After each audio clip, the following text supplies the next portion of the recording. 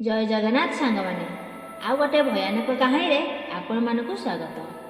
संपूर्ण कहानी को आरंभ करने पूर्व जदि आपण आम चैनल रे नुआ अछंती एवं एजाए आपण आम चैनल को सब्सक्राइब करना तेबे एबे ही आम चैनल को सब्सक्राइब करनियंतु जहाँफल आग को एमती नुआ नुआ वीडियो नोटिफिकेशन आपण सर्वप्रथमे पाई परिबे। तेबे चलंतु समय को बेसी नष्ट न करी आरंभ करवा आज रही भयानक कहानी। रथिपुर बोली गाँटीए से गाँव रे पुनार मामू घर। पुनार निज गाँ ठू ता मामू घर अल्प बाट।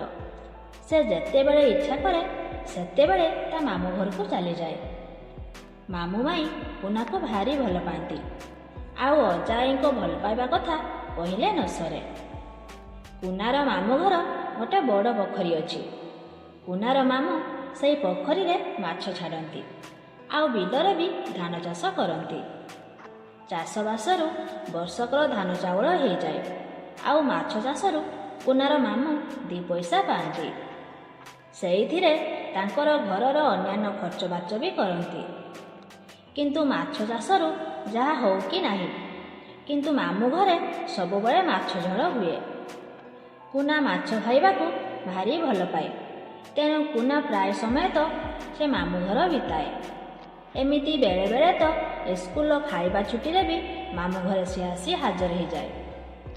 ए वर्ष पुनार मामू तांको पोखरी रे बहुत माछ छाड़ीथिले हेले माछ धरला बेलकु गोटे भी बड़ माछ नाही।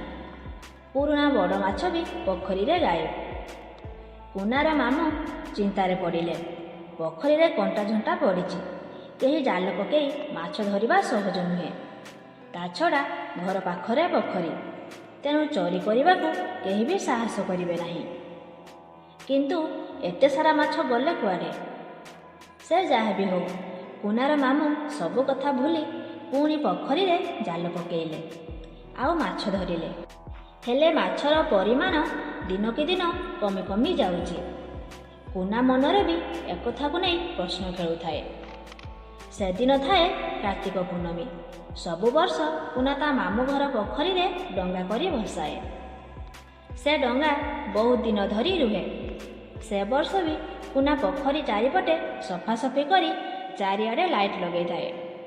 सोलर डंगा को विभिन्न रंगीन कागज दे साजसजारे लगी थाए। सेते बेलकु राति 3टा। पुना आखिरे से राति आउ निद न थाए।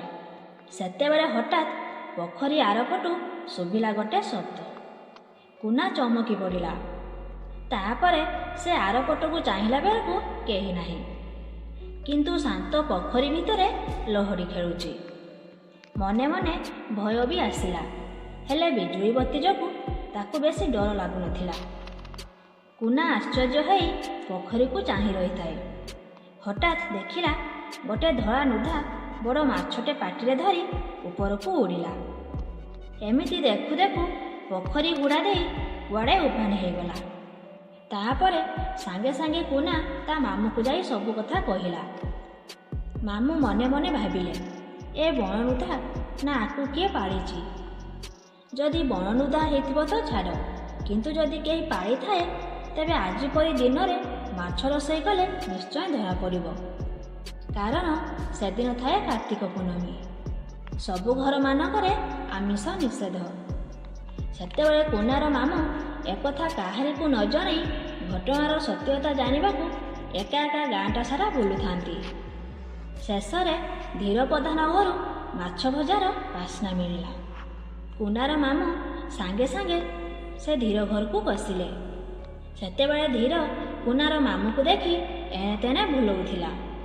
तापरे धीरे धीरे सबु सत कथा मानिगला। ए 6 मास हब से नुधा पालिछि आउ सबुदिन नुधा माछ आनी दौछि। तेणु धीर घर सबुदिन माछ झोल हुए। आज कार्तिक पूर्णमी बोली से नुधा मा केमिति जानिब। तेणु ता पुराना अभ्यास जोगु से आज भी ता पोखरी रे माछ मारिथिला। पुनार मामू सबु कथा शुणिला। एक कथार विचार पाई सेदिन संज बेले गाँ बाला डाकिले। धीर समस्त आगरे भूल मागिला आउ एपरी आगू हब नहीं बोली प्रतिश्रुति भी देला। तो सांग माने ये तो थिला आजिर कहानी। ଯଦି ଆଜିର କାହାଣୀଟି ଆପଣମାନଙ୍କୁ ଭଲ ଲାଗିଥାଏ ତେବେ ଭିଡ଼ିଓକୁ ଗୋଟେ ଲାଇକ୍ କରି ଆମ ଚ୍ୟାନେଲକୁ ସବସ୍କ୍ରାଇବ୍ କରିନିଅନ୍ତୁ, ଯାହାଫଳରେ ଆଗକୁ ଏମିତି ନୂଆ ନୂଆ ଭିଡ଼ିଓର ନୋଟିଫିକେସନ୍ ଆପଣ ସର୍ବପ୍ରଥମେ ପାଇପାରିବେ। Thank you. ଜୟ ଜଗନ୍ନାଥ।